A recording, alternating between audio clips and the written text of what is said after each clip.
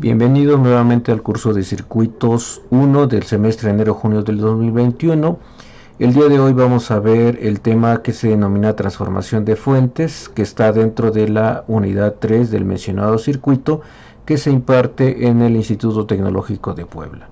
Soy el doctor José Rafael Mendoza Vázquez y espero les agrade lo que vamos a ver el día de hoy.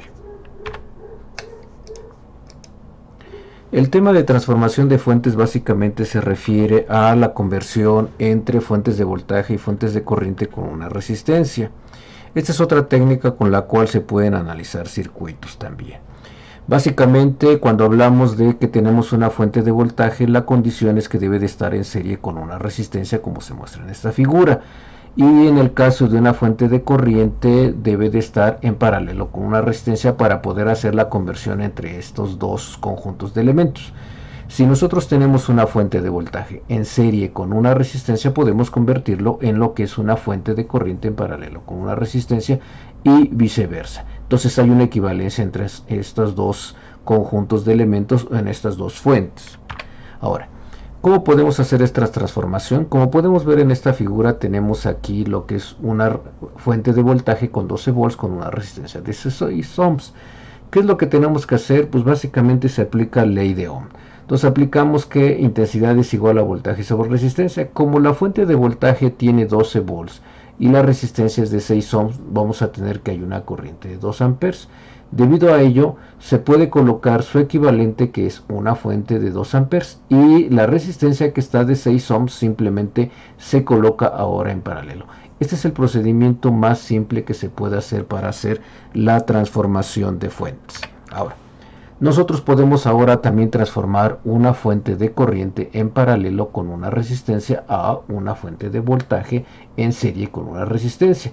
Y entonces aquí volvemos a aplicar nuestra ley de Ohm, en la cual para encontrar el valor de esta fuente de voltaje simplemente tenemos que multiplicar la corriente por el valor de la resistencia, que sería de 2 amperes por 6 ohms, nos va a dar lo que es los 12 volts. Y la resistencia de estar en paralelo simplemente la pasamos a que va a estar en serie. Por ejemplo, ¿dónde podemos verificar esto?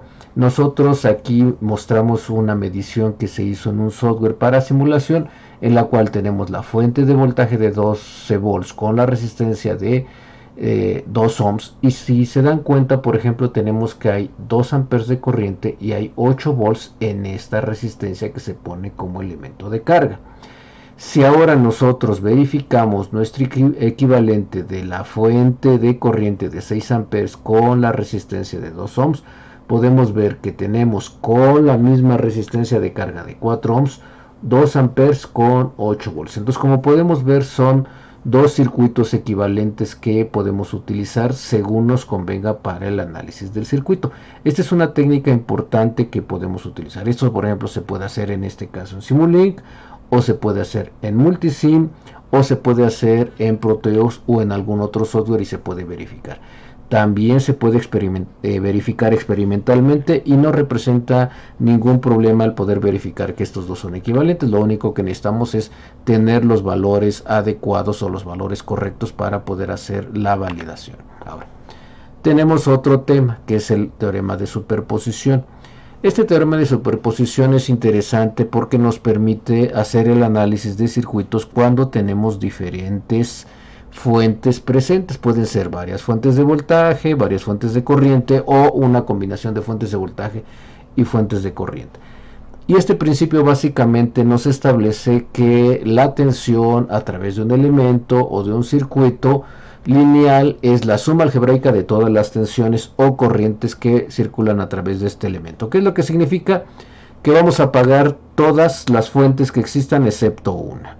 Y entonces vemos el efecto debido a ese elemento.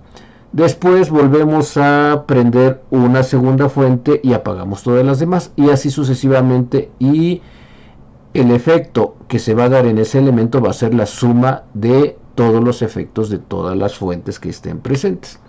Y entonces hay un principio muy sencillo. Tenemos que apagar todas las fuentes, hay que repetir el paso anterior con cada una de ellas haciendo los cálculos y la contribución total va a ser la suma de todos ellos. Ahora, cuando vamos a apagar una fuente independiente tenemos que cuidar qué es lo que se va a hacer. Y entonces las fuentes hay que cuidar si es de voltaje, es un cortocircuito, si es de corriente, es un circuito abierto, que significa que está apagado.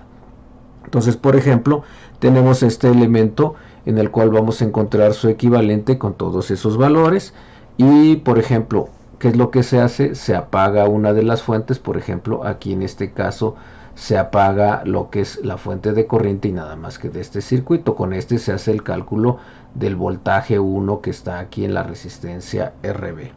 Luego se apaga la segunda fuente, que es la de voltaje. Entonces, si se fijan, se quedó como un cortocircuito. Se vuelve a hacer el cálculo del voltaje y los efectos son la suma de los dos voltajes, que nos va a dar 10 volts. Y esto lo podemos comprobar muy sencillo por medio de la simulación o por medio de armar el circuito. Bueno, hasta aquí vemos estos dos temas que corresponde a transformación de fuentes y a principio de superposición. Gracias por su atención.